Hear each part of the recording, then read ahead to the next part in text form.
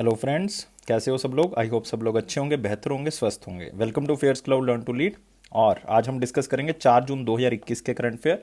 तो हम already English में इसका वीडियो 4 जून को ही अपलोड कर चुके थे, लेकिन मैंने आपको बताया था कि हमारी फैमिली में थोड़ी सी मिस हैपनिंग हो गई थी ड्यू टू कोविड-19, जिसके कारण हम इस वीडियो को अपलोड नहीं कर पाए। तो आज 4, 5 और एक आपका 8 का पेंडिंग है, तो ये सारी की सारी वीडियो आपको बैक टू बैक मिल जाएंगी। तो आज का करंट फेयर स्टार्ट करने से पहले आप हमारी एप्लीकेशन को डाउनलोड कर सकते हैं। एप्लीकेशन का लिंक जो है वो आपको डिस्क्रिप्शन बॉक्स में मिल जाएगा। उसके बाद आप ईमेल आईडी के थ्रू लॉगिन करेंगे और क्रैक करंट फेयर्स के ऊपर क्लिक कर सकते हैं। उसके बाद आप 1 साल या 2 साल की सब्सक्रिप्शन ले सकते हैं। इसका प्राइस दोस्तों बहुत ही कम है और साथ ही साथ हम 90 to 95% वो करंट फेयर्स कवर करते हैं जो आपके एग्जाम में आपको मिल जाएंगे। लेकिन हम आपको इसके अंदर प्रोवाइड क्या करेंगे, डेली करंट फेयर। डेली में 3 तरह के सेक्शंस होंगे, detail current fair, question and answer format में करंट फेयर, और एक होगा क्विज जो आप हमारी एप्लीकेशन के ऊपर आके अटेम्प्ट कर सकते हैं ऑन द डेली बेसिस। एक होगा वीकली। वीकली में भी आपको 3 सेक्शन मिलेंगे। उस सप्ताह के करंट फेयर डिटेल में, क्वेश्चन एंड आंसर फॉर्मेट में, और क्विज जो कि आप हमारे एप्लीकेशन के ऊपर आके हर हफ्ते अटेम्प्ट करोगे। एक होगा मंथली सेक्शन। मंथली में आपको मिलेंगे 4 तरह की पीडीएफ। एक होगा डिटेल पीडीएफ उसी मंथ का, क्वेश्चन एंड आंसर फॉर्मेट में पीडीएफ, टॉप 100 करंट फेयर्स, और एक होगा पॉकेट पीडीएफ जिसमें आपको करंट फेयर जब मिलेंगे तो वो 2 लाइनर या 3 लाइनर में होंगे, तो आप अपने एग्जाम से पहले उसको आप अच्छे से रिवाइज कर सकते हो। नेक्स्ट होगा कि आपकी प्रिपरेशन को बहुत अच्छा करने के लिए हम आपको दे रहे हैं टॉपिक वाइज पीडीएफ। 20 तरह के ऐसे टॉपिक कवर करते हैं हम जो कि आपके एग्जाम के लिए बहुत ज़्यादा इंपॉर्टेंट होंगे, हर एग्जाम के लिए वो इंपॉर्टेंट हैं। तो किसी भी एक टॉपिक से रिलेटेड जितनी भी न्यूज़ हैं आप एक ही पीडीएफ से रिवाइज कर सकते हो। नेक्स्ट होगा banking awareness section, specially for the banking students. 3 चीज़ें आपको मिलेंगी, detail current fair, question and answer format में करंट फेयर, क्विज सेक्शन जो आप हर महीने हमारी एप्लीकेशन के ऊपर अटेम्प्ट कर सकते हो। और अगर आप पूरा करंट फेयर जितना भी पास 2021 का है, लाइक मई तक का जा चुका है, तो ये एक ही पीडीएफ से आप रिवाइज करना चाहते हो तो आप एग्जाम पीडीएफ से रिवाइज कर सकते हो। और बजट और इकोनॉमिक सर्वे भी आप यहां से ले सकते हो, स्पेशल करंट फेयर में आपको मिल जाएगा। इसमें हम आपको एक्सपेक्टेड क्वेश्चन एंड आंसर भी बताएंगे जो एग्जामिनर आपसे यहां से पूछ सकता है। और गाइस, हम स्टेट करंट फेयर्स भी कवर कर रहे हैं। अगर आप किसी भी स्टेट का एग्जाम दे रहे हो तो हम हर स्टेट और यूनियन टेरिटरी को कवर कर रहे हैं, लेकिन इन सबके लिए कोई अलग अलग सब्सक्रिप्शन नहीं है। सबके लिए सिर्फ सिंगल सब्सक्रिप्शन है। सिर्फ एप्लीकेशन को डाउनलोड करना है लिंक से और आपने अपनी ईमेल आईडी के थ्रू लॉगिन कर लेना है। क्रैक करंट फेयर्स के ऊपर क्लिक करेंगे, जैसे ही क्लिक करेंगे तो 1 साल या 2 साल की सब्सक्रिप्शन ले सकते हैं। और गाइस, इसको एक बार चेक जरूर करें, मेरे कहने से प्राइस बहुत कम है। 10% एक्स्ट्रा डिस्काउंट मिल जाएगा अगर आप इस कोड को यूज करेंगे ASH10 को, तो आपको 10% एक्स्ट्रा डिस्काउंट जरूर मिलेगा। और गाइस, आप इस ईमेल आईडी पे हमें जो है वो संपर्क कर सकते हैं। अगर आपको कोई भी प्रॉब्लम है, इस नंबर पे आप हमें कॉन्टैक्ट भी कर सकते हैं। तो स्टार्ट करते हैं आज का करंट फेयर 4 जून 2021 का। लेकिन यार, वीडियो को लाइक जरूर कर देना है, शेयर कर देना है, चैनल को सब्सक्राइब कर देना है। तो स्टार्ट करते हैं मोस्ट इंपॉर्टेंट क्वेश्चंस के साथ, और टेलीग्राम ग्रुप को भी यार ज्वाइन कर लें। तो पहला क्वेश्चन क्या है, which city topped the air INC global 150 cities index for financial attractiveness ranking. तो सबसे इंपॉर्टेंट क्या है दोस्तों इस क्वेश्चन के अंदर, इसके अंदर है ये एयर आईएनसी का इंडेक्स है जो कि 150 सिटीज को रैंक करता है। ये अलग अलग विषय पे रैंकिंग होती है, जैसे कि आप कह सकते हो फाइनेंशियल अट्रैक्टिवनेस, मतलब कितने लोग वहां पे इन्वेस्ट कर रहे हैं। लाइफस्टाइल रैंकिंग के बेसिस पे होता है ये ओवरऑल अट्रैक्टिवनेस पे, लेकिन हम यहां पे बात किसकी कर रहे हैं, फाइनेंशियल अट्रैक्टिवनेस की। इसमें सैलरी लेवल्स को देखा जाता है, कॉस्ट ऑफ लिविंग देखा जाता है कि किस तरह से आप रहते हो, कितना खर्च आप कर सकते हो, कितने टैक्सेस जो है वो लोग पे करते हैं, उसके हिसाब से ये देखा जाता है। और सबसे टॉप पे कौन सा है दोस्तों इस इंडेक्स के अकॉर्डिंग, ये है मनामा। मनामा मतलब मैं बात कर रहा हूं किसकी, बहरेन की। तो बहरेन की दोस्तों कैपिटल सिटी है मनामा, तो वो टॉप पे है इसके अंदर। इस बात को आपने याद रखना है कि सबसे ज्यादा फाइनेंशियल अट्रैक्टिवनेस जो है वो सिटी है। लेकिन इसमें आप एक ऑप्शन देख रहे हो दोस्तों, न्यू दिल्ली और मुंबई। तो बाय डिफॉल्ट इसमें न्यू दिल्ली का भी एक रैंक है और मुंबई का भी है। अगर आपको पूछें कि इंडिया में सबसे ऊपर कौन है, तो इंडिया में 113th रैंक जो है वो किसका है, न्यू दिल्ली का है। और मुंबई का दोस्तों 125th रैंक है। कितना है, 125th। और लाइफस्टाइल रैंकिंग में अगर बात करूंगा तो प्राग जो है, प्राग मतलब चेक रिपब्लिक की मैं बात कर रहा हूं, तो वो सबसे ऊपर है। उसमें भी मुंबई जो है वो दिल्ली से थोड़ा सा ऊपर है, 122वां नंबर, मतलब 122nd नंबर जो है वो मुंबई का है। और न्यू दिल्ली का 123 है, मतलब आगे पीछे हैं वो। और ये लाइफस्टाइल की बात कर रहा हूं, लेकिन ये ज्यादा इंपॉर्टेंट नहीं है, फाइनेंशियल अट्रैक्टिवनेस ज्यादा इंपॉर्टेंट है।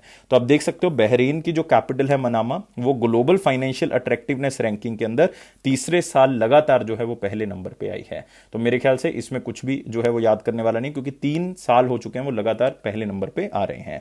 और न्यू दिल्ली का रैंक याद रखना है, मुंबई का याद रखना है। न्यू दिल्ली का भी बता चुका हूं आपको कि न्यू दिल्ली का रैंक जो है वो 113th है और मुंबई का 125वां स्थान है।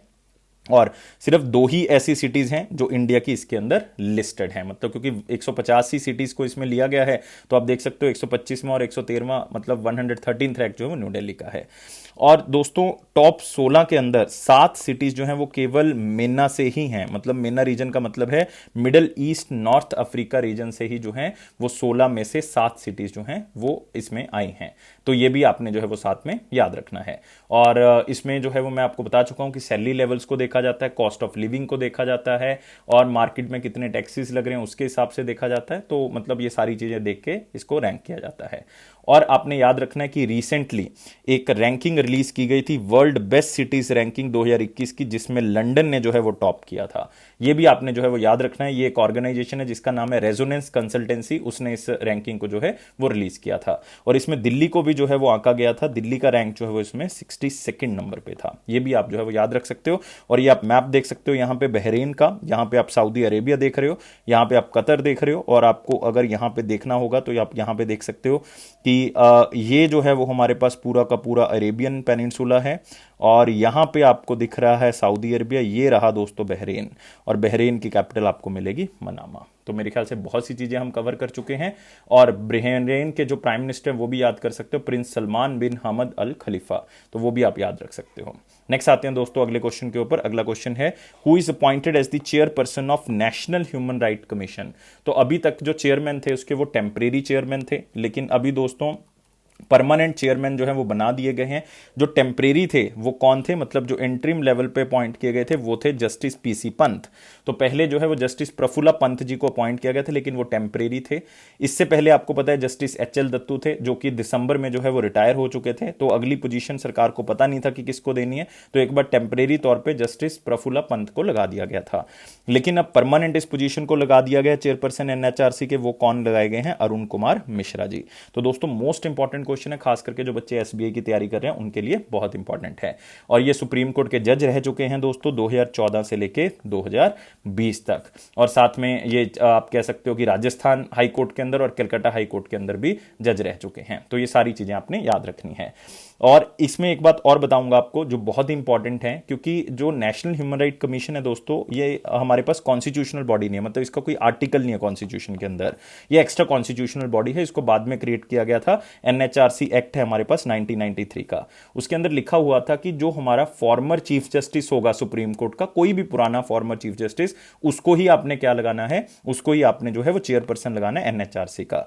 लेकिन दोस्तों आपने एक बात याद रखनी है, 2019 के अंदर एक अमेंडमेंट कर दी गई थी एनएचआरसी के एक्ट के अंदर, वो ये था कि चाहे वो कोई पुराना चीफ जस्टिस हो, चाहे वो करंट जस्टिस हो, कोई जरूरी नहीं है कि चीफ जस्टिस को ही लगाना है, कोई जज भी आप लगा सकते हो। तो चाहे वो करंट जस्टिस हो, चाहे वो फॉर्मर जस्टिस हो सुप्रीम कोर्ट का, उसको आप अपॉइंट कर सकते हो as a chairperson of the NHRC. तो मतलब पहले था कि चीफ जस्टिस ऑफ इंडिया को ही लगा सकते हो, तो अब वो खत्म कर दिया, अब जज को भी लगा सकते हो किसी को। तो अरुण कुमार मिश्रा जी को लगाया गया है। तो आप देख सकते हो यहाँ पे फोटो अरुण कुमार मिश्रा जी का, फॉर्मर सुप्रीम कोर्ट जज अरुण कुमार मिश्रा एनएचआरसी के चीफ जो हैं वो बन चुके हैं। तो आपको टेम्परेरी भी पूछा जा सकता है, इससे पुराने वाले पूछा जा सकता है, एचएल दत्तू जो हैं वो पुराने थे, तो ये भी याद रखना है।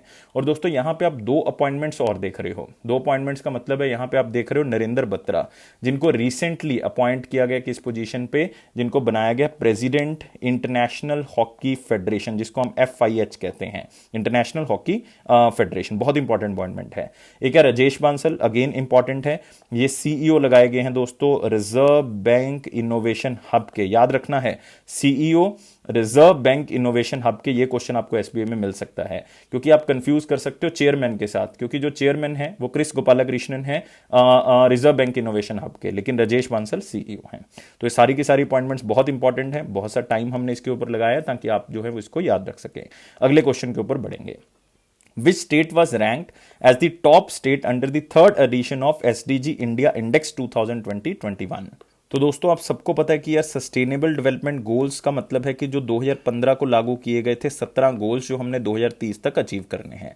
तो हम एक स्टेट वाइज लिस्ट बनाते हैं कि कौन सी स्टेट इनके ऊपर काम कर रही है, कौन सी नहीं कर रही है। और ये इंडेक्स कौन जारी करता है दोस्तों, ये नीति आयोग के द्वारा जो है वो जारी किया जाता है। और नीति आयोग के जो वाइस चेयरमैन है डॉक्टर राजीव कुमार, उन्होंने इसको जारी किया और उन्होंने बताया कि केरला जो है वो नंबर 1 स्टेट है जो एसडीजी के ऊपर काम कर रही है। और केरला का 100 में स्कोर जो है वो कितना है, 95 है, मतलब 95 स्कोर जो है वो केरला का है। तो मतलब 75 जो है वो स्कोर केरला का है और बहुत ही शानदार स्कोर है। और सबसे वर्स्ट परफॉर्मर जो है वो दोस्तों कौन सी है, बिहार है। मतलब सबसे कम स्कोर जो है वो किसका है, बिहार का है। तो सबसे बेस्ट परफॉर्मर केरला है जिसने बहुत ही ज्यादा अच्छे टारगेट्स को अचीव किया है।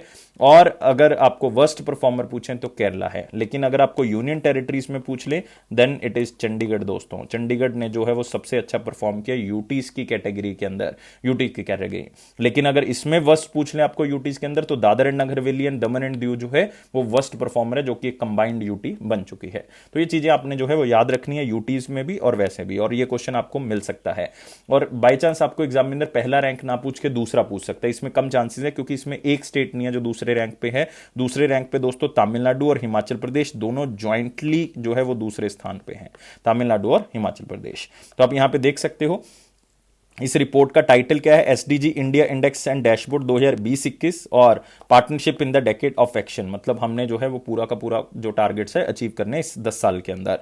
और इंडिया का ओवरऑल स्कोर जो है वो दोस्तों एसडीजी के अंदर जो है वो अब 6 पॉइंट जो है वो ऊपर जा चुका है। 66 जो है वो आप कह सकते हो कि 2020-21 के अंदर है, इससे पहले 60 था दोस्तों। मतलब 6 स्थान जो है वो इंडिया क्या कर चुका है, इसके अंदर इंप्रूव कर चुका है आगे से। पहले से भी हमने अचीव किया है। पहले जो है वो हमारा रैंक जो आप कह सकते हो कि इसमें हमने जो 57 पॉइंट्स थे हमारे, तो हमने 60 किए, 60 के बाद अब हम 66 पे आ चुके हैं। तो धीरे धीरे करके हम क्या कर रहे हैं, इसके ऊपर इंप्रूव कर रहे हैं। और इंडिया में काफी गोल्स के ऊपर सुधार हुआ है दोस्तों, like clean water and sanitation के ऊपर हमने सुधार किया है, क्लीन एनर्जी में हमने जो है वो सुधार किया रैंकिंग के अंदर। तो इसमें हमने काफी जो है वो चीजें हासिल कर ली हैं। और इस थर्ड एडिशन के अंदर दोस्तों 16 गोल्स को आंका गया है। अदरवाइज एसटीजी के अंदर 17 गोल होते हैं, लेकिन इसमें 16 गोल्स को आंका गया, जिसमें फर्दर अगर डिवाइड करेंगे तो 115 इंडिकेटर्स को लिया गया है। और दोस्तों इसमें स्कोर जो है वो मैटर करता है कि अगर आप 0 to 49 के बीच में हो तो आप एस्पिरेंट कैटेगरी के अंदर हो, 50 से 64 परफॉर्मर, 65 से 99 फ्रंट रनर और 100 के अंदर अचीवर। इसका मतलब जो केरला है वो किसके अंदर है, फ्रंट रनर के अंदर है। तो इस चीज को आपने याद रखना है। और एसटीजी के बारे में बता चुका हूं, 2030 तक हमने इन 17 गोल्स को अचीव करना है, जिसके टोटल टारगेट्स कितने हैं, 169 टारगेट्स हैं। तो इसको हमने क्या करना है, अचीव। नीति योग के बारे में मेरे ख्याल से किसी भी बच्चे को बताने की जरूरत नहीं है। 1 जनवरी 2015 को जो है वो इसको बनाया गया था ऑफिशियली, और प्लानिंग कमीशन को खत्म किया गया। हेडक्वार्टर जो है वो इसका new Delhi, chairperson prime minister होंगे नरेंद्र मोदी हैं, वाइस चेयरपर्सन मैं बता चुका हूं राजीव कुमार, सीईओ अमिताभ कांत हैं। अगले क्वेश्चन के ऊपर आएंगे, who one the gold Stevie award 2021। तो मोस्ट इंपॉर्टेंट जो वर्ड है इसके अंदर दोस्तों गोल्ड स्टीवी अवार्ड है। शायद बहुत से बच्चे पहली बार सुन रहे होंगे दोस्तों, ये एक तरह का बिजनेस अवार्ड है। क्या है, बिजनेस अवार्ड है। और ये उन बिजनेसेस को दिया जाता है जो इनोवेशन लेके आते हैं अपने काम करने के तरीके में। और खास करके ये 29 कंट्रीज जो एशिया पैसिफिक के अंदर हैं उसमें से ये अवार्ड जो है वो दिया जाता है। तो 2-3 चीजें हैं, एक तो बिजनेस अवार्ड है, मतलब किसी ना किसी बिजनेस कैटेगरी के अंदर दिया जाएगा, और साथ ही साथ जो है ये इनोवेशन को जो है वो मोटिवेशन जो है वो प्रोवाइड करते हैं, क्योंकि उनको ये अवार्ड दिया जाता है। और 29 कंट्रीज जो एशिया पैसिफिक रीजन में आती है उनको इसमें आंका जाता है।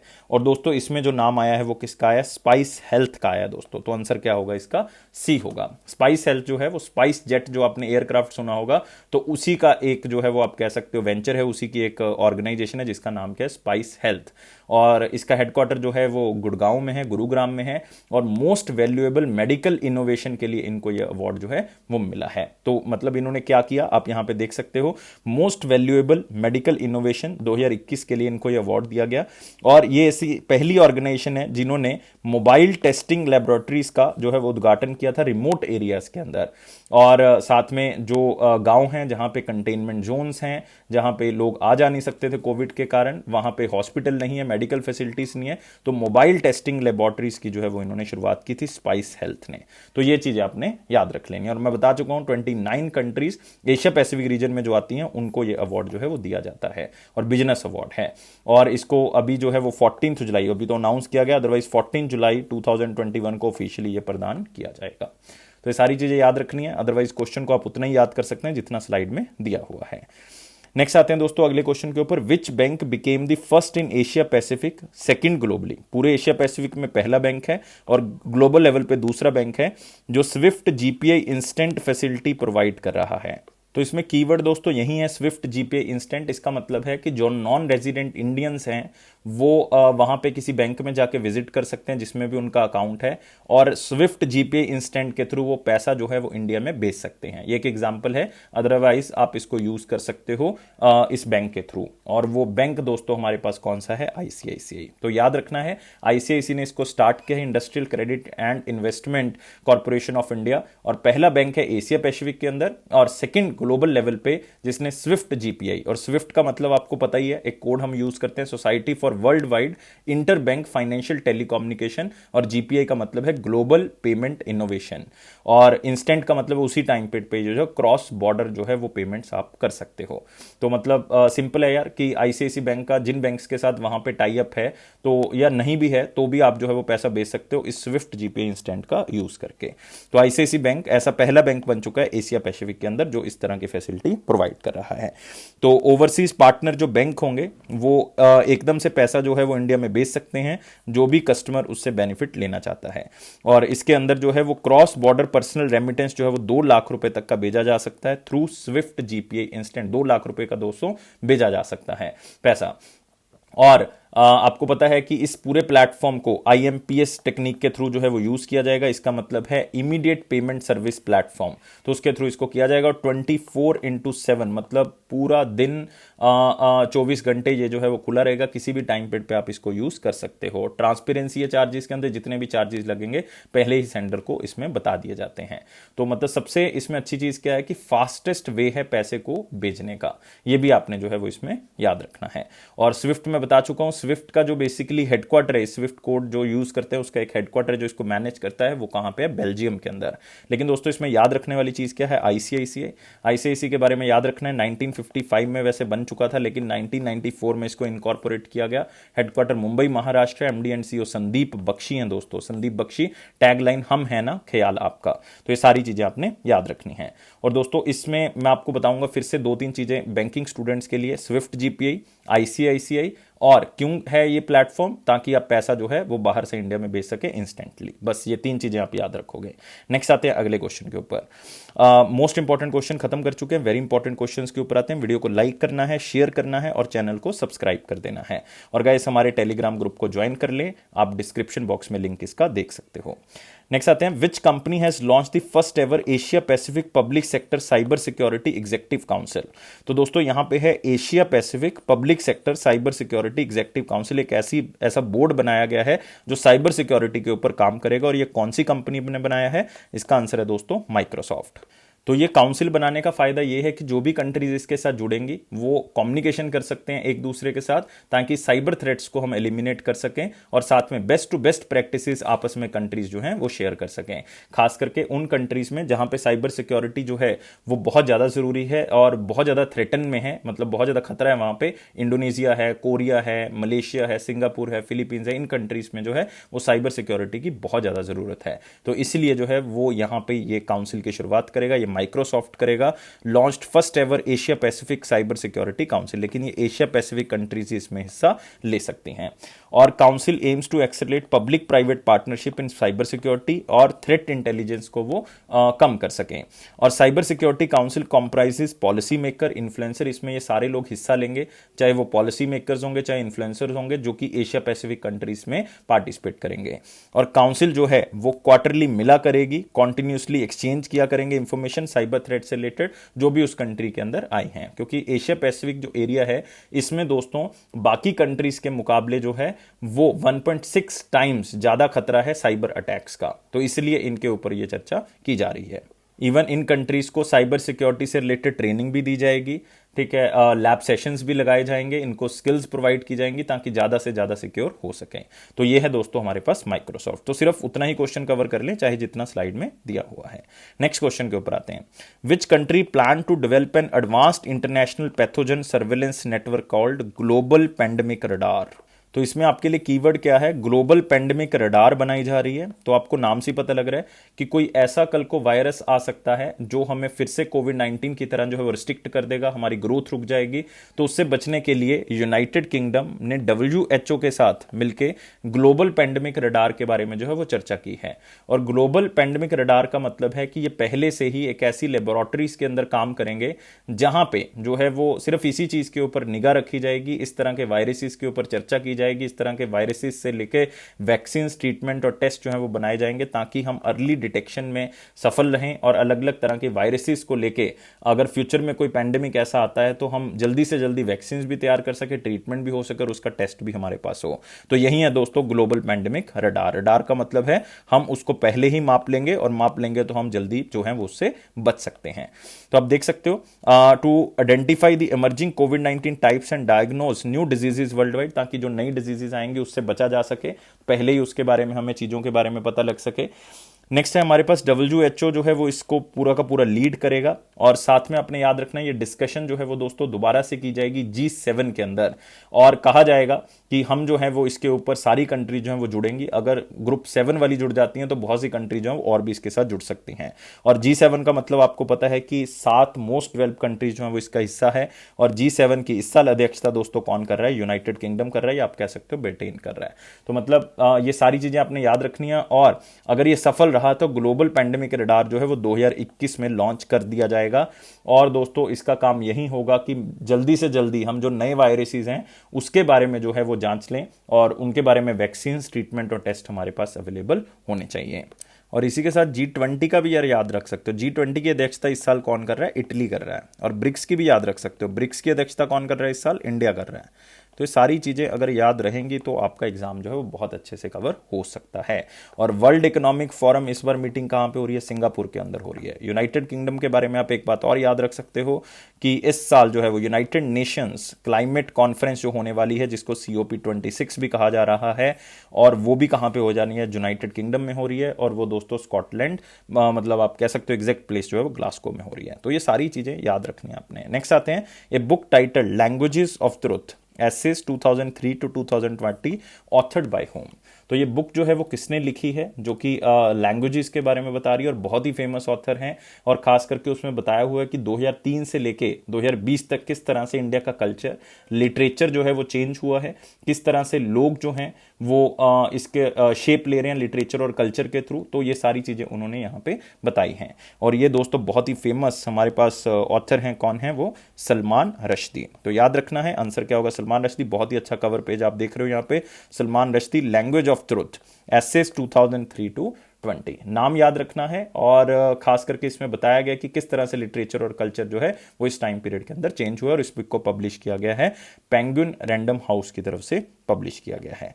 तो ये सारी चीजें बहुत ही इंपॉर्टेंट है जो आपने याद रखनी है। लेकिन इसमें आप और भी ऑप्शंस देख रहे हो जो आपने यहां से निकालने हैं। लाइक आप सबसे पहला ऑप्शन देख रहे हो यहाँ पे दलाई लामा। दलाई लामा जो कि, तो उन्होंने एक बुक लिखी है दोस्तों, the little book of encouragement, the little book of encouragement. तो ये याद रखोगे। सलमान रश्दी कर चुके हैं। मोहम्मद हमीद अंसारी जो कि हमारे वाइस प्रेसिडेंट रह चुके हैं, इन्होंने लिखी थी। ऑलमोस्ट इनकी आप कह सकते हो कि एक तरह की इनकी लाइफ के बारे में बताती है। By many a happy accident, by many a happy accident, recollection of A life, तो वो लिखा हुआ है इन्होंने और काफी चर्चा में भी रही।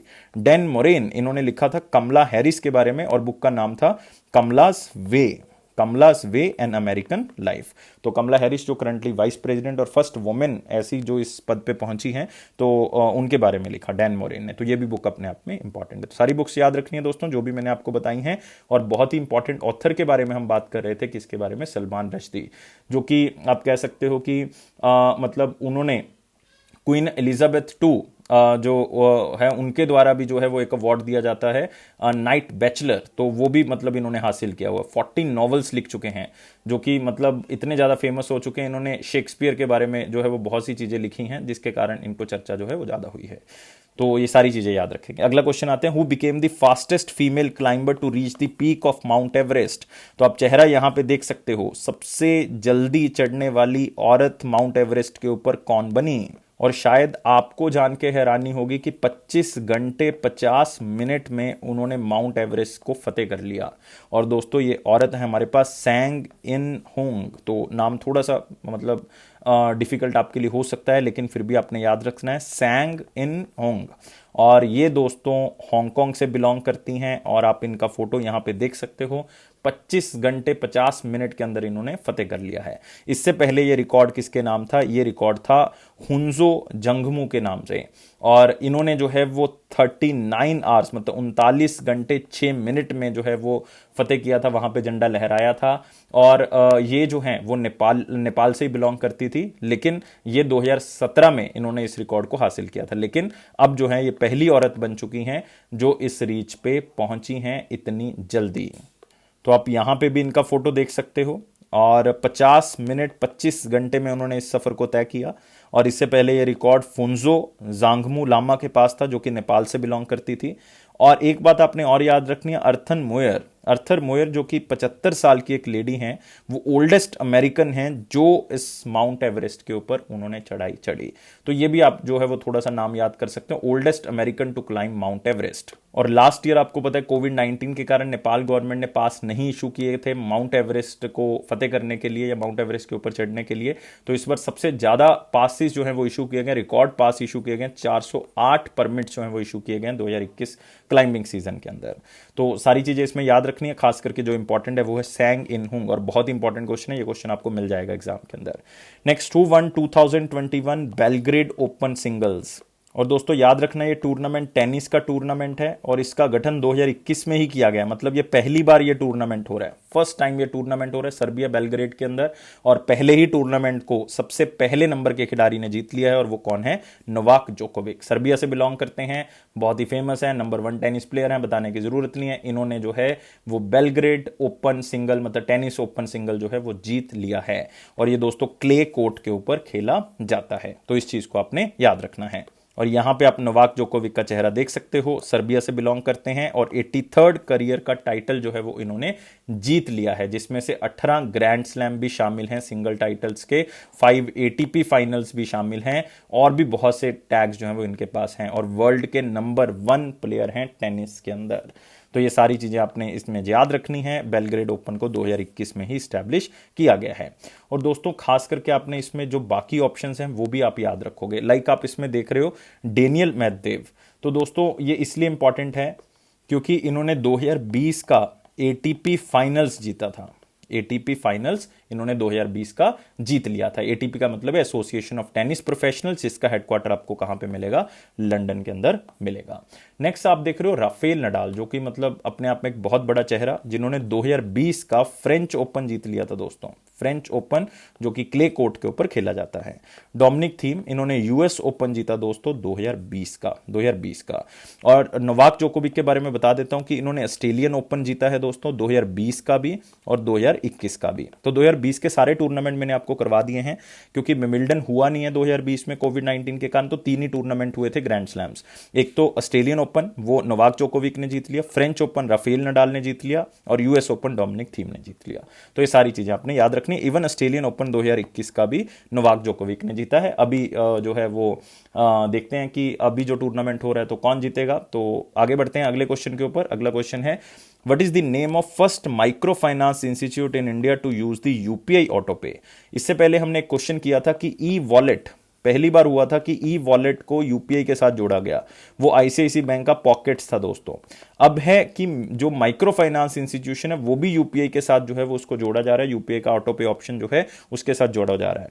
और वो दोस्तों कौन सा हमारे पास माइक्रो फाइनेंस इंस्टीट्यूशन है? वो है सेटिन क्रेडिट केयर नेटवर्क। तो याद रखना है, ऑप्शन इंपॉर्टेंट है क्योंकि पहला माइक्रो फाइनेंस इंस्टीट्यूशन है और नाम क्या है इसका? Satin credit care network limited. और आप देख सकते हो यूपीआई ऑटो पे जो है वो लॉन्च कर दिया, यूपीआई के थ्रू अब ये अपनी इंस्टॉलमेंट्स दे सकते हैं। और मैं आपको बताना चाहूंगा कि जो ये माइक्रो फाइनेंस इंस्टीट्यूशन है ये किसी और बैंकिंग लाइसेंस के ऊपर काम करते हैं। तो किसके साथ इनकी पार्टनरशिप है? इनकी पार्टनरशिप है एचएसबीसी इंडिया के साथ। तो इसका मतलब HSBC become only international bank to be part of UPI auto pay platform. इससे क्या होगा कि जो ईएमआईज देना चाहते हैं अपनी, वो ईएमआईज इस प्लेटफॉर्म के ऊपर आके दे सकते हैं। Fully automated loan EMI payments जो हैं वो स्टार्ट हो जाएंगी, अपने आप ही आपके यूपीआई से जो है यूपीआई आईडी के थ्रू जो है वो आपकी इंस्टॉलमेंट जो है वो पे होती रहेंगी। तो एक बहुत ही अच्छा मतलब सिस्टम है कि माइक्रो फाइनेंस इंस्टीट्यूशन की जो इंस्टॉलमेंट्स है जिन्होंने लोन लिया हुआ है वहां से, तो यूपीआई के माध्यम से अपनी पेमेंट्स को कर सकते हैं। तो मतलब और इसमें जो मतलब सबसे बड़ी इंपॉर्टेंट ऑर्गेनाइजेशन है वो है NPCI, national payment corporation of India. National payment corporation of India की स्थापना 2008 में की गई थी। इसके एमडी और सीईओ कौन है? दिलीप असबे दोस्तों, दिलीप असबे। और इसका हेडक्वार्टर मुंबई महाराष्ट्र में है। तो इनकी परमिशन से ही जो है वो यूपीआई पे को स्टार्ट किया गया है। तो एचएसबीसी इंडिया याद रखना है, ईएमआई पेमेंट जो है वो पे कर सकते हैं। और इसको जोड़ा गया है किसके साथ? यूपीआई ऑटो पे के साथ। सेटिन क्रेडिट केयर नेटवर्क के बारे में याद करने की जरूरत नहीं है, ना ही इंपॉर्टेंट है। नेक्स्ट आते हैं अगला question, what is the new target year to achieve 20% ethanol blending to petrol. दोस्तों बहुत बार ये क्वेश्चन कर चुके हैं। पहले ये ईयर था 2030, फिर इन्होंने 2025 कर दिया कि हम 2025 तक की 20% एथेनॉल को पेट्रोल के साथ मिक्स करेंगे और क्लीन एनर्जी सोर्स बनाएंगे। अब हमने कहा है कि हम इसको अचीव कर लेंगे 2023 तक। तो मतलब आंसर क्या होगा हमारा? ए होगा। 2023 तक जो है वो 20% एथेनॉल ब्लेंडिंग जो है वो अचीव हो सकती है, ये हमने कह दिया है। और याद रखना दोस्तों, नया ईयर है, नई चीज है, और India brings forward target of 20% ethanol blending in petrol by 2023। और हमने 7.2% तक अचीव कर लिया। अब नया डाटा भी आ गया कि 8 के ऊपर भी जो है वो जाना स्टार्ट हो गया कि 8% एथेनॉल ब्लेंडिंग जो है वो मिक्सिंग करनी स्टार्ट कर दी है।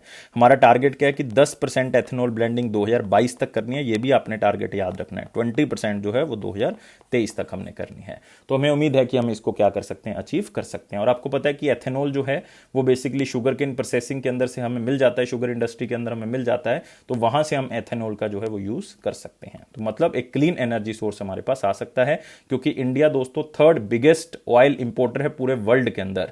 तो इसलिए जरूरी है कि हम जो है वो अगर इस तरह का यूज करेंगे तो चीजें जो है वो हमारे कंट्रोल में आना स्टार्ट होंगी, स्पेशली फॉर द पेट्रोल्स। तो इस चीज को आप याद रखोगे। Ministry of petroleum and natural gas जो है वो धर्मेंद्र प्रधान के अंदर है। धर्मेंद्र प्रधान जी की जो कॉन्स्टिट्यूएंसी है वो राज्यसभा के मेंबर है, वो मध्य प्रदेश से मध्य प्रदेश की उनकी कॉन्स्टिट्यूएंसी है। तो मेंबर ऑफ पार्लियामेंट भी आपको यहां से क्लियर हो गया। नेक्स्ट आते हैं दोस्तों अगले क्वेश्चन के ऊपर, which state government constituted state planning body gift. तो याद रखना है एक नई प्लानिंग बॉडी बनाई गई है, गिफ्ट। और अगर मैं आपको बता दूं इसकी एब्रीविएशन तो आप बता दोगे। और इसका काम बिल्कुल सेम होगा जो नीति आयोग काम कर रहा है सेंट्रल गवर्नमेंट के लिए, क्योंकि ये स्टेट प्लानिंग बॉडी है तो स्टेट के प्लान्स बनाएगी।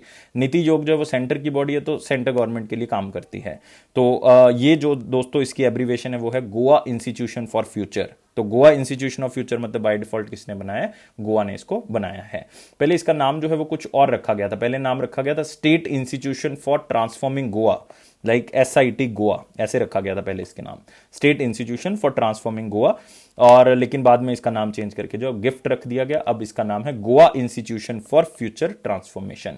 तो स्टेट प्लानिंग बॉडी है, नीति आयोग की तरह काम करेगी, जो भी चैलेंजेस हैं स्टेट के उसको पूरा करने में हेल्प करेगी।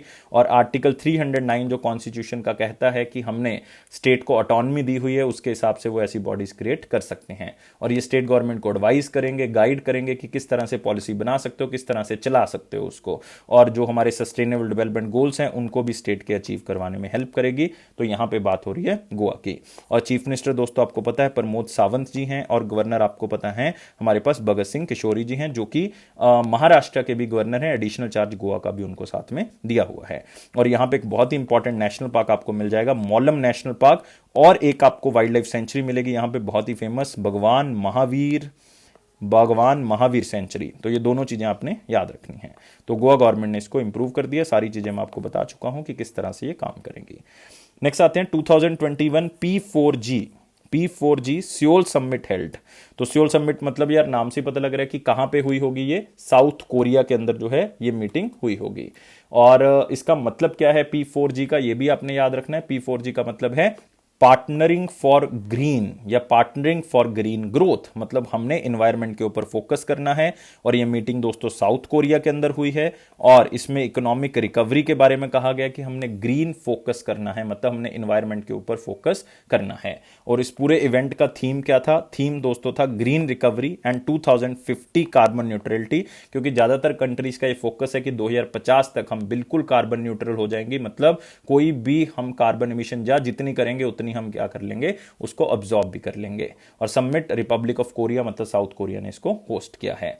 और इस समिट के साथ एक ग्रीन फ्यूचर वीक भी मनाया गया 24 मई से लेकर 29 मई के बीच में।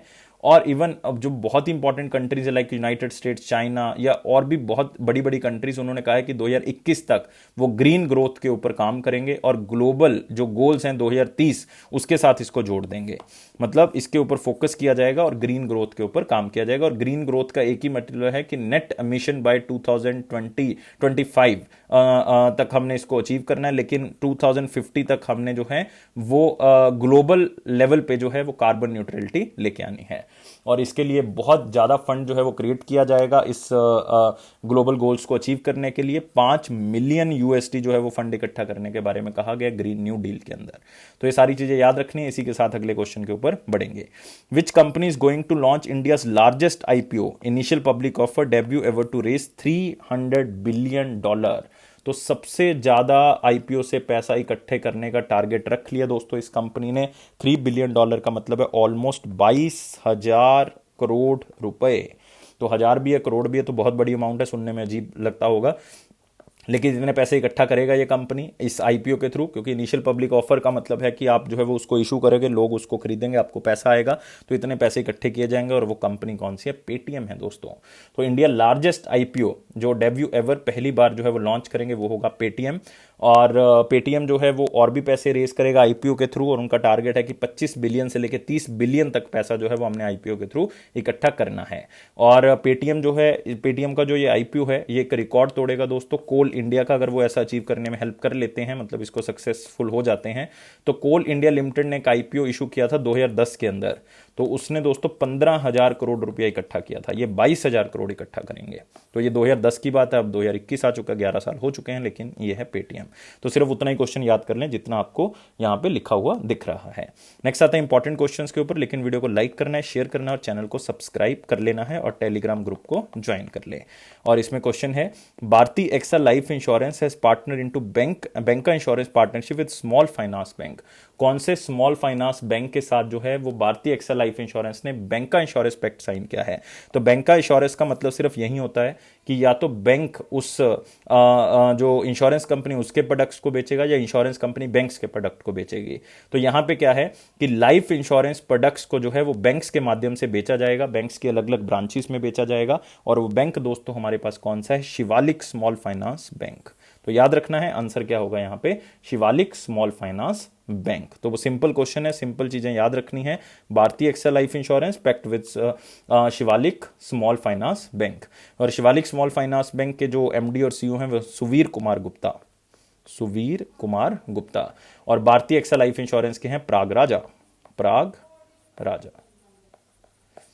नेक्स्ट आते हैं दोस्तों अगले क्वेश्चन के ऊपर। और एक बात और बता दूं आपको कि भारतीय एक्सा लाइफ इंश्योरेंस ने अप्रैल के महीने में ही एक और स्मॉल फाइनेंस बैंक के साथ इस बैंक का इंश्योरेंस पैक्ट को साइन किया था। वो फाइनेंस बैंक था फिनकेयर।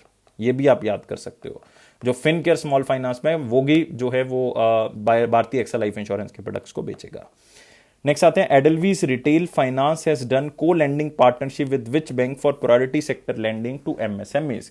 कौन से बैंक के साथ मिलके जो है ये एडलवीज रिटेल फाइनेंस जो है वो एमएसएमईज के लिए जो है वो पैसा लेके आएगा, पैसा उनको देगा, और वो बैंक का नाम जो है वो आपने मुझे बताना है। तो बहुत ही सिंपल क्वेश्चन है, खास करके जो बैंकिंग के स्टूडेंट है उनके लिए ये बहुत ही इंपॉर्टेंट है। और ये बैंक कौन सा है? Central bank of India. तो दोनों मिलके micro small and medium enterprise जो कि कोविड के कारण स्ट्रेस्ड हैं उनको ये लोन प्रोवाइड करेंगे। और लोन भी जो है वो किस तरह से प्रोवाइड किया जाएगा? ये 50 लाख रुपए जो हैं, मतलब इंक्रीज कर दिया एमएसएमईज को लोन देने का। पहले 10 लाख रुपए का प्रावधान था जो कोलेटरल फ्री था, जिसके लिए कोई सिक्योरिटी नहीं रखनी पड़ती थी। अब ये 50 लाख रुपए का लोन जो है वो एमएसएमईज को दे सकते हैं बिना कोई सिक्योरिटी लिए। और दोस्तों जो अगेंस्ट प्रॉपर्टी लोन लेना है वो 10 करोड़ रुपए तक लिया जा सकता है, ये भी इन्होंने कह दिया है। इसका मेन पर्पस यही है कि लोन लिमिट्स एमएसएमई सेक्टर के अंदर बढ़ाई जा सके, ताकि कोविड-19 का स्ट्रेस जो है उनके ऊपर से खत्म हो और हम ग्रोथ को दोबारा से जो है वो रिवाइव कर सकें। क्योंकि आपको पता है कि एनएसओ का रिसेंटली डाटा है, जो गवर्नमेंट का ऑर्गेनाइजेशन है, नेशनल स्टैटिस्टिकल ऑफिस, उनका कहना है कि इंडिया ने 2021 के अंदर -7.3% जो है वो ग्रोथ की है। ग्रोथ नहीं कह सकते, बेसिकली कॉन्ट्रैक्ट हुई है इकॉनमी इतनी, तो हमें आगे जो है वो और बढ़ना है, जिसके कारण इस तरह के लोन्स की जरूरत है। तो बस इतना इसमें याद रखना है। नेक्स्ट आते हैं वन लाइनर इंपॉर्टेंट पॉइंट्स के ऊपर। वन लाइनर इंपॉर्टेंट पॉइंट में पहला है, agriculture ministry science MOU with 4 institutions for pilot projects. मतलब इसमें कुछ खास इंपॉर्टेंट नहीं कहूंगा, लेकिन फिर भी आप याद कर सकते हो कि एग्रीकल्चर मिनिस्ट्री ने टाई अप किया 4 इंस्टीट्यूशन, एक Patanjali organic research institution, Amazon web services हैं, ESRI इंडिया प्राइवेट लिमिटेड है और साथ ही साथ एग्री बाजार इंडिया प्राइवेट लिमिटेड है। इसमें दोस्तों मेन पर्पस यही है कि किसान का डाटाबेस जो है वो हमारे पास पहुंच सके, और डिजिट है कि यूनियन मिनिस्टर जो एग्रीकल्चर के हैं वो कौन है, वो है नरेंद्र सिंह तोमर। तो 2-3 चीजें याद करनी है, 4 इंस्टीट्यूशंस, उसमें पतंजलि ऑर्गेनिक रिसर्च इंस्टीट्यूट का आप नाम याद रख सकते हो, तो उनके साथ भी ये टाई अप है। Amazon web services, ESRI India, Agri Bazaar के साथ ये टाई अप किया गया है। नेक्स्ट आते हैं HDFC Ergo partners with Visa to provide specialised insurance policy. तो इसमें बात हो रही है कंपनी की जिसका नाम है HDFC आर्गो, और इन्होंने वीजा के साथ पार्टनरशिप की है ताकि इंश्योरेंस पॉलिसीज प्रोवाइड कर सके बिजनेस कार्ड होल्डर्स को। तो इसमें जो है वो उन्होंने 2 तरह की पॉलिसीज को स्टार्ट किया है, एक बिजनेस सुरक्षा क्लासिक पॉलिसी और दूसरी जो है वो इन्होंने स्टार्ट की है credit personal accident insurance group policy.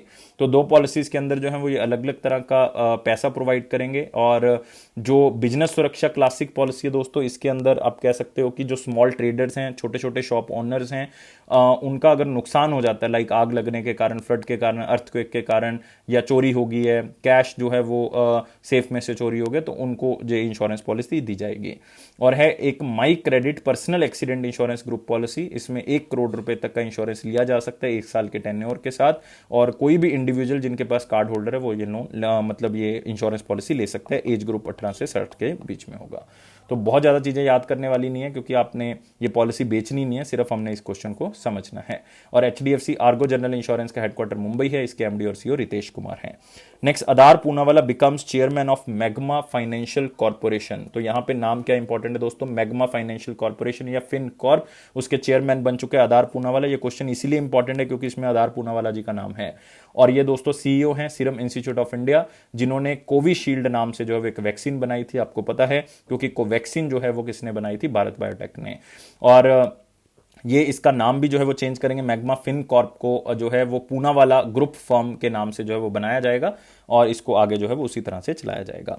Next, Isaac Herzog elected as the 11th president of Israel. तो आपको पता है इजराइल के बारे में, और 11th प्रेसिडेंट बने इसाक हर्जोग।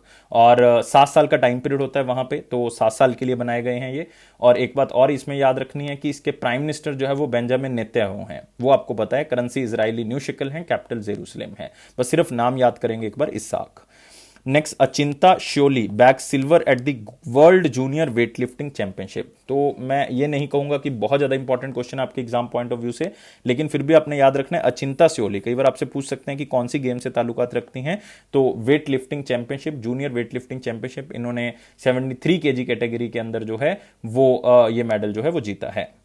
और एक बात इसमें याद रखनी है, world junior weight lifting championship दोस्तों कहां पे हुई है, उज्बेकिस्तान ताशकंद के अंदर हुई है। और इन्होंने 3 नेशनल रिकॉर्ड्स को ब्रेक किया है, लेकिन जो है वो टोक्यो ओलंपिक्स के लिए जो है वो मतलब क्वालिफाई नहीं कर पाई हैं, क्योंकि गोल्ड जो जिनको मिला था वहीं जो है वो क्वालिफाई कर सकते हैं। वर्ल्ड बाईसाइकिल डे 3 जून को जो है वो क्या किया गया, सेलिब्रेट किया गया। तो वर्ल्ड बाईसाइकिल डे नाम से पता लग रहा है, इसका मतलब मेन उद्देश्य यही है कि बेनिफिट्स और इंपॉर्टेंस बाईसाइकिल को राइड करने के लिए बताई जा सके और लोगों को अवेयर किया जा सके कि बाईसाइकिल को चलाना जो है वो बहुत ही अच्छी बात है। इवन इन्वायरमेंट के लिए तो है ही है, आपकी हेल्थ के लिए भी जो है वो क्या है, ये 2 व्हीलर अच्छा है। तो इस चीज को आपने याद रखना है। और यूनाइटेड नेशन जनरल असेंबली के जो प्रेसिडेंट हैं सितंबर 2021 तक, वो हैं वोल्कन वोजकिर। तो याद रखना है वोल्कन वोजकिर। और हेडक्वार्टर कहां पे इसका, न्यूयॉर्क में। नेक्स्ट आते हैं दोस्तों, 3 जून 2021 का क्वेश्चन क्या था हमारे पास, क्वेश्चन था any act of interference by the central bank like the RBI in influencing the exchange rate is referred to as which of the following in India. देखो यार, सिंपल सा मेथड होता है हमारे किसी भी चीज को चलाने के लिए, डिमांड और सप्लाई।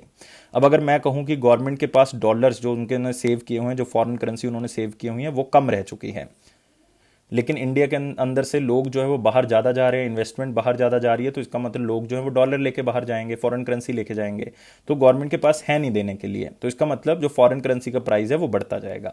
तो इसमें RBI जो है वो बीच में दखल अंदाजी करता है। फिर RBI क्या करता है, बाहर से कहीं ना कहीं से वो डॉलर या फॉरेन करेंसी परचेज करके लेके आता है, जैसे कि अभी रिसेंटली उन्होंने किया, या फिर वो क्या कर सकता है, फॉरेन डायरेक्ट इन्वेस्टमेंट बढ़ा देगा, बाहर से लोग इन्वेस्टमेंट करेंगे तो वो पैसा लेके आएंगे फॉरेन करेंसी में, तो उसको बढ़ा देगा।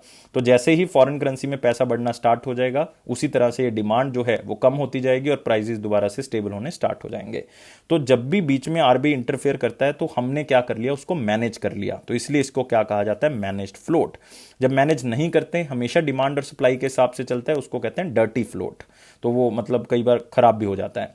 और फिक्स्ड फ्लोट का मतलब है कि फिक्स है यार कि $1 के बदले में इतने रुपए ही मिलेंगे या इतने से इतने के बीच में मिलेंगे, ज्यादा कम नहीं हो सकता, that is a fixed float. तो लेकिन इंडिया जो है वो किसके ऊपर काम करता है, मैनेज फ्लोट के ऊपर। और आजकल ये चर्चा का विषय है क्योंकि आरबीआई ने बहुत से अमेरिकन डॉलर्स को परचेज किया है ताकि इस डिमांड सप्लाई के गैप को कम किया जा सके। तो इसको याद रखना अपने। क्वेश्चन ऑफ द डे के ऊपर आते हैं। क्वेश्चन ऑफ द डे क्या कहता है, which score is considered as the maximum credit score in India. तो मिनिमम तो दोस्तों 300 होता है, मैक्सिमम जो है वो कितना होता है, 900। इससे पता लगता है कि आपका जो है वो मतलब जो आपने लोन लिया था, जो आपने कहा जितना भी आपने डेट लिया हुआ था वो सारा आप टाइमली लौटा रहे हो, कोई बीच में ब्रेक तो नहीं है। जैसे आपने कोई चीज़ खरीदी, उसके लिए आप इंस्टॉलमेंट्स पे कर रहे हो, तो अगर उसमें कोई ब्रेक आता है, आप बीच में नहीं पे कर पा रहे, तो वो आपका क्रेडिट स्कोर कम होता जाता है। तो उसी के बेस पे जो है वो इसको देखा जाता है, उसको सिबिल स्कोर भी जो है वो कहा जाता है। तो मिनिमम 300, मैक्सिमम जो है वो कितना होता है, 900 होता है दोस्तों। तो आंसर क्या होगा इसका, सी होगा। नेक्स्ट आते हैं दोस्तों, सारे क्वेश्चंस कंप्लीट कर चुके हैं, लेकिन आपने लाइक करना है वीडियो को, चैनल को सब्सक्राइब कर लेना है, शेयर करना है यार मैक्सिमम टू मैक्सिमम, और साथ ही बेल बटन को प्रेस कर दें। और ये अफेयर्स क्लाउड का प्रॉमिस है कि आपके कॉन्फिडेंस को जरूर बूस्ट करेगा। और इसी तरह से वीडियो को देखते रहें, आप जो हैं वो 90 से 95% करंट अफेयर आपके एग्जाम में कर लोगे।